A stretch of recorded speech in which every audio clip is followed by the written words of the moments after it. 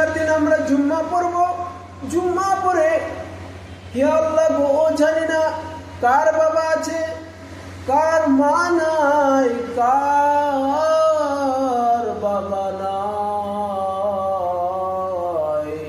আল্লাহ গো মাবুদ, আমরা জুমার নামাজ পড়ে কবরস্থানে যাব, যে আমরা মা বাবার কবরে জিয়ারত করব।